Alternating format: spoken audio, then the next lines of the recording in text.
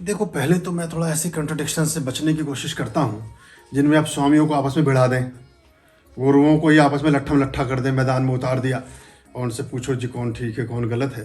तो अब फिर उन्होंने कहा, फिर जो मैंने कहा, अब तीसरे से भी जरूर पूछोगे आप, क्योंकि ये हमारी एक अपनी नेचर होती है, हम इसमें फिर सेटिस्फाई कहीं होते नहीं।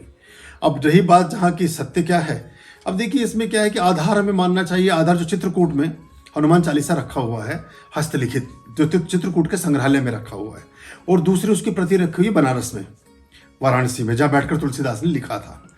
तो वहाँ पर जो लिखा गया है, जो भोजपत्र पर है और जो हस्तलिखित मुद्रा उसमें भी है। तो पहली बात तो अवधि में सभी रचना हुई है। तो यहाँ शंकर सुवन केसरी नंदन तेज प्रताप महाजगबंदन। अब ये जो सुवन है, वो कहते हैं सुवन के स्थान पर स्वयं होना चाहिए। दोनों ही भावार्थ ठीक हैं, लेकिन सुवन का तात्पर्य कहीं ज्यादा गहरा हो जाता है। देखिए, जब हम कहते हैं शंकर स्वयं केसरी नंदन, तो इसमें ये हो रहा है कि जो भगवान शिव हैं वो केसरी के पुत्र हैं खुद ही।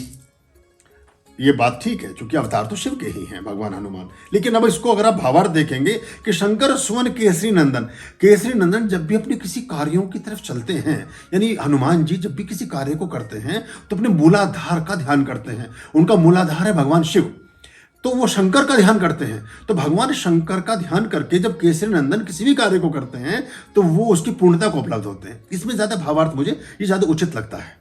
उसमें सिर्फ एक देखिए, जब हम कोई सेंटेंस फॉर्मेशन करते हैं, जब हम काव्य में काम करते हैं, कविता लिखते हैं, तो उस कविता के कुछ पैरामीटर्स होते हैं, जिसमें तत्सम देखा जाता है, पर्याय देखा जाता है, संज्ञा देखी जाती है, और उसके पूरे के पूरे जो जिसको हम उर्दू में काफिया और रदीफ बोलते हैं, उस सबका ध्यान रखा जाता है। एक मीटर होता है, मात्राएं होती हैं, छंद होता है, उसका गयात्मक होना चाहिए, लयात्मक होना चाहिए। वो गय और लय दोनों का ध्यान रखना पड़ता है, उसके आरोह और अवरोह का ध्यान रखना पड़ता है, उन सारी चीज़ों का ख्याल रखा जाता है। होता यह है कि बहुत बार जैसे कोई गुरु हैं या कोई आचार्य हैं, मैं तो सभी को सम्मान करता हूँ, सभी को मेरी तरफ से आदर है, लेकिन कभी कभी क्या होता है, जैसे किसी की भक्ति या आसक्ति किसी एक विशिष्ट देवी देवता में निहित हो गई, तो वो बस उसकी प्रतिष्ठा में लग जाते हैं।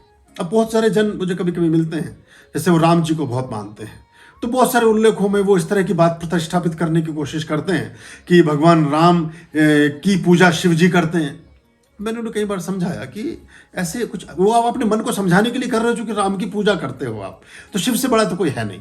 और फिर मैं एक उल्लेख उनको बोलता हूँ, मैंने ज़्यादा दूर ना जाओ, फिर आप ऐसा करो कि आप उनसे कहा कि देखिए एक सबसे बड़ा उल्लेख है, जिस उल्लेख को अगर आप सिर्फ पकड़ लें, भगवान श्री राम ने रामेश्वरम में भगवान शिव की प्रार्थना की, पूजा की, जिसके मुख्य अधिष्ठान को कराने के लिए स्वयं रावण आए, क्योंकि रावण सबसे बड़े आचार्य थे, उस समय सबसे बड़े पुरोहित थे भगवान शिव से संबंधित पूजा प्रार्थनाओं के लिए। वो एक पूरा विस्तार उस पर अपने अंक में बोला हुआ है, आप वहाँ देख सकते हैं उसको। तो वह रामेश्वरम में, उसका नाम ही रामेश्वरम है, यानी कि राम ने भगवान शिव के जिस ज्योतिर्लिंगम को प्रतिष्ठापित किया उसको हम रामेश्वरम के नाम से जानते हैं। तो भगवान राम वहाँ फिर क्या कर रहे थे, तो ये बहुत छोटी सी एक बात हमें समझनी चाहिए। ऐसे जब भी भगवान विष्णु जिन भी अवतारों में आए हैं, भगवान विष्णु ने, हरि ने सदैव हर को पूजा है, लेकिन हम चूंकि किसी भगवान विशेष को जुड़ जाते हैं तो हम उसी की, सारी इस भगवान श्रेष्ठ हैं, सारी ऊर्जाएं हमारी सर्वोत्तम है। हमें इस मतभेद में नहीं पड़ना है, हमें इस चीज ने हमारे हिंदुत्व को छलित किया है, हमारे हिंदुत्व को पीछे किया है। इस सब में पढ़ना है, जो भगवान भा जाए, और इतनी वैरायटी कहीं मिलेगी नहीं आपको दुनिया में। जो हम कहते हैं 33 करोड़ देवी देवता, 33 करोड़ नहीं है वो, 33 कोटि है, 33 प्रकार है। कोटि और करोड़, कोटि संस्कृत में करोड़ को भी बोलते हैं, तो 33 कोटि। और ये भी कहा गया कि जिस समय हमारे शास्त्रों की रचना हुई उस समय पूरी दुनिया की आबादी लगभग 30-35 करोड़ थी, आज तो 7 अरब है। तो जब ये मुख्य ग्रंथ लिखे गए तो हमने माना गया कि ईसा वास्यम विदम सर्वम यत्किंचम जगत्याम जगत, परमात्मा ऋग्वेद में आता, इस जग के कण कण में विद्यमान है। तो हमने 33 करोड़ जो पुरुष स्त्री बच्चे सब दुनिया में विद्यमान थे, हमने सबको माना कि ये परमात्मा के बच्चे हैं और ये सब परमात्मा की आत्माएं भेजी हुई हैं। तो सभी एक तरह के देवी देवता हो गए अगर अपने जीवन को अच्छे ढंग से लगाएं, क्योंकि प्रारंभिक अवस्था में बहुत इनोसेंट और एक तरह के देवतुल्य ही रहे। हम प्राकृतिक अवस्था में जरूर थे, लेकिन ये जो मक्कारियां, चालाकियां, झूठ, फरेब, छल, ये लाखों साल तक हमारे जीवन का हिस्सा नहीं था। अगर आप प्रारंभिक जीवन को देखेंगे, और अभी भी जो बहुत प्राकृतिक जीवन जीते हैं, चाहे वो साउथ अफ्रीका के कबीले हों, चाहे आपके भारत के आदिवासी हों, वो चौंकते हैं बहुत से ऐसी बातों पर, जो बातें हमारे जीवन का और हमारे रोजमर्रा के जीवन शैली का एक हिस्सा हो जाती है। शंकर सुवन केसरी नंदन और शंकर स्वयं केसरी नंदन में अगर भावार्थ के दृष्टिकोण से देखेंगे तो मूल तत्व ही ठीक है जो तुलसीदास जी ने लिखा है। शंकर सुवन केसरी नंदन तेज प्रताप महाजगबंदन, छठा दोहा है। अब 27वें दोहे की बात आपने की है। 27वें दोहे में आता है, सब पर राम तपस्वी राजा, तिनके काज सकल तुम साजा। इसका भावार्थ है कि एक ही ऐसे महाप्रतापी सम्राट हुए हैं जो सम्राट भी बहुत उत्तम हुए और वो तपस्वी भी बहुत श्रेष्ठ हुए। उन्होंने तप ऐसा 12-14 साल वनवास में कर क्या रहे थे? 14 साल वनवास एक श्रेष्ठतम तप है, उससे बड़ा कोई तप हो नहीं सकता है। और 14 साल आप अपने, अब महाराजा के पुत्र हैं, आप फूलों की सेज पर रहे हैं, उसके बाद आप कांटों पर चले और माथे पर आपकी शिकन नहीं, किसी से जीवन में कोई शिकायत नहीं, किसी चीज की आवश्यकता की कोई किसी से दरकार नहीं, और जीवन में जो भी घटा उसकी किसी के ऊपर प्रक्षेपण नहीं, कोई दोषारोपण नहीं, और प्रसन्नता से। और माता कैकेयी को अंत समय तक उतना ही सम्मान जितना माता कौशल्या को। तो ये बहुत बड़ी बात है। अपने भरत भाई को भी उतना ही सम्मान जितना भ्राता जो सहोदर है साथ लगे हैं लक्ष्मण उनको। तो ये जो बात है ये उनको बनाते सब पर राम तपस्वी राजा, मूल ये है। अब उन्होंने कहा कि सब पर राम राय सिर ताजा। अब पहली बात तो सिर ताजा जो है, ये सर ताजा ये उर्दू का शब्द है, और उर्दू फारसी का शब्द हमारे यहाँ 16वीं शताब्दी तक इसका बहुत चलन था नहीं। हम अवधी, ब्रज और खड़ी बोली और प्राकृत और जो हमारी शैलियाँ जो पुरानी भाषाएं थी उन पर ही अधिक काम कर रहे थे। और हिंदवी, जिसको हम हिंदी भाषा बोलते हैं, जो बाद में देवनागरी लिपि में परिवर्तित हुई, वो धीरे धीरे विकास क्रम की ओर जा रही थी। अमीर खुसरो ने लिखा ना उस समय, गोरी सोई सेज पर मुख पर डाले केश, और चल खुसरो घर आपनो सांझ भई चहुदेश। तो वहां से फिर ये देशज भाषा के रूप में धीरे धीरे हिंदी का एक विकास होता है, हिंदी भाषा का। तो उस समय तक सारे ग्रंथ लगभग लिखे जा रहे थे जो ब्रज में थे या बाकी और उसमें थे, पाली में थे, प्राकृत में थे। तो यहां पर सब पर राम तपस्वी राजा ये अधिक गुणवाचक है, अधिक श्रेष्ठतम भाव दे रहा है। और तिनके काज सकल तुम साजा, बात हो रही कि हनुमान जी आप ऐसे तपस्वी राजा के सभी कामों को सिद्ध करने के हेतु बने जो अहेतु थे, जिनमें करने में संकट और समस्या आ सकती थी, उनको भी आपने सिद्ध कर दिया, उनको भी आपने पूर्ण कर दिया। ये मुझे मूल तत्व फिर वो जो तुलसीदास ने लिखा वो मुझे बेहतर लगता है। और राय सरताजा ये कुछ बात इसकी बनती नहीं है। उन्होंने बोला जरूर है, जो आपने मुझे ऑडियो क्लिप वीडियो क्लिप भेजा, मैं उनका नाम नहीं लेना चाहता हूँ आचार्य जी का, लेकिन इसका वो उल्लेख नहीं कर पाए कि इसका क्या भावार्थ निकलता है। खाली अपने मन को समझाने के लिए कुछ भी कहीं लगा दें, मैं इसका थोड़ा सा विरुद्ध हूँ। और उनसे क्षमापूर्वक मेरा अपना निवेदन है, जिसको समझ आता है, नहीं समझ आता तो मेरे लिए तो उसके लिए भी बहुत प्रेम है। तीसरी बात उन्होंने लिखी कि 32 नंबर का श्लोक, 32 नंबर का दोहा है, माता राम रसायन तुम्हारे पासा, सादर हो, मूल है सदा रहो, राम रसायन तुम्हारे पासा सदा रहो रघुपति के दासा। तो यहाँ ये भावार्थ भी मुझे उचित जान पड़ता है, क्योंकि तुलसीदास कहते हैं कि राम रसायन तुम्हारे पासा, राम को प्रसन्न करने का जो भी केमिस्ट्री है, जो भी तत्व है, जो भी बात है, अगर सिर्फ राम राम राम राम राम राम करे तो हनुमान जी स्वतः ही प्रसन्न होने प्रारंभ हो जाते हैं। तो राम रसायन तुम्हारे पासा, राम को प्रसन्न करने की केमिस्ट्री आप जानते हो।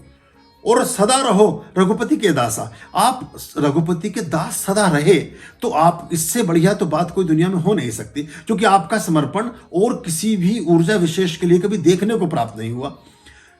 सुग्रीव ने जब पहली बार हनुमान जी को एक ब्राह्मण का वेश बना करके राम लक्ष्मण को वन में भटकते हुए देखने के लिए भेजा, जब सीता की खोज में वो विलाप करते हुए भटक रहे थे, वनों में गमन कर रहे थे, तो हनुमान जी का वहाँ जब पहला साक्षात्कार भगवान श्री राम और लक्ष्मण से होता है, उसके बाद से पूरा जीवन हनुमान श्री का भगवान श्री राम के साथ ही समर्पित रहा है। और उनके जीवन के और भी मैं आगे के पक्ष बताऊंगा आपको किसी समय कि कैसे अयोध्या में वो रहे और अयोध्या में उनके क्या क्या दायित्व रहे। बहुत लंबे समय तक ऐसी स्थिति बनी थी कि यम में और हनुमान में संवाद हुआ, क्योंकि हनुमान द्वारपालक थे। भगवान शिव जिसके द्वार पे पहरा देते हो, वहां से मृत्यु किसकी हो, तो बड़े लंबे समय तक अयोध्या में किसी की मृत्यु ही नहीं हुई थी। कई सौ वर्षों तक अयोध्या में किसी का प्राणांत ही नहीं हो रहा था। उसका एक अलग कथा है, उस पर बात करूंगा कभी। तो यहां है राम रसायन तुम्हारे पासा, सदा रहो रघुपति के दासा। इन्होंने इसमें जोड़ा है कि सादर हो रघुपति के दासा, तो शायद इनको ऐसा लग रहा था कि ये सदा रहो की जगह हम सादर हो कर देते हैं। तो यहाँ भी मुझे भावार्थ मूल में ही अधिक गुण तत्व दिखाई देता है, और मैं उसका ही परामर्श दूंगा कि अब सदा रहो ही गाएं। सादर हो से उतनी बात नहीं बनती है। सादर हो हमारा भाव बताता है कि आप बहुत आदरणीय हैं, ये तो ठीक ही है। ठीक है, सदा रहो में एक बहुत बड़ी बात है। सदा रहो रघुपति के दासा ऐसा है जो सत्य भी है, और इसमें एक ऐसी प्रेरणा भी है। यहां जो रघुपति है ना, रघुपति राघव राजा राम। रघु जो है, रघु एक कुल है, और रघु कुल में जो व्यक्ति, जो बड़े बड़े सम्राट पैदा हुए, उनमें भगवान श्री राम भी एक सम्राट हैं। रघु के कुल में ही हरिश्चंद्र पैदा हुए। रघु के कुल में बहुत सारे सम्राट पैदा हुए, वो सारे के सारे रघु के कुल के लोग हैं। तो यह रघुपति के दासा का जो है ना भावार्थ है, यह संज्ञावाचक हो गया है, ये शब्द नहीं है। यह सिर्फ श्री राम की बात नहीं हो रही अब यहाँ बात हो रही है उन मूल तत्वों के बारे में जो रघु कुल की देशनाएं हैं, जो रघु कुल की प्राण प्रतिष्ठा है। कहते ना, प्राण जाए पर वचन न जाई, रघुकुल रीत सदा चली आई।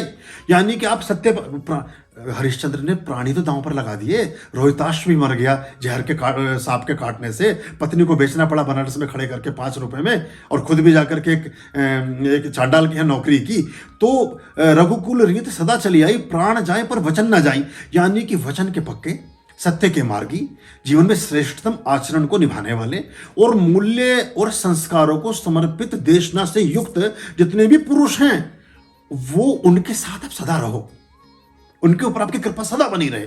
ये मुझे मूल तत्व जो है, तो तीनों दोहे मैं जो आचार्य तुलसीदास जी ने लिखे हैं, मैं उन्हीं को परामर्श दूंगा कि वो मूल हैं, वो ठीक हैं, और वही मूल ग्रंथ में भी वर्णित हैं। मूल प्रति में भी वही लिखा हुआ है जो मैंने आपको बोला है। ये बाद में जो जिन आचार्य जी ने कहा है, शायद उनका ऐसा भाव रहा होगा कि इनको ऐसे कर लें तो अच्छा हो जाएगा इसमें। लेकिन अगर हम हमें उसका फिर कोई भी, जब हम रचना करते हैं, कोई भी कविता लिखते हैं कि गद्य लिखते हैं कि पद्य लिखते हैं कि लेख लिखते हैं कि शायरी करते हैं कि मंत्र रचते हैं, उसका मूल देशना क्या है, उसके प्राण तत्व क्या है उन शब्दों के, और वो क्या उसकी व्याख्या हो सकती है, क्या उसका भाष्य हो सकता है। और उसका भाष्य अगर बहुत समग्र रूपेण गहरे अर्थों को लिए हुए है तो जीवन के लिए उपयोगी हो जाता है, और थोड़ा सा भी अगर वो थिर और हल्का और सामान्य है तो उसका मूल्य फिर थोड़ा सा कम हो जाता है। मैं समझता हूँ आपको बात क्लियर हो गई होगी। आर्याम अभयाम भज रे चित संततम आर्याम अभयाम भज रे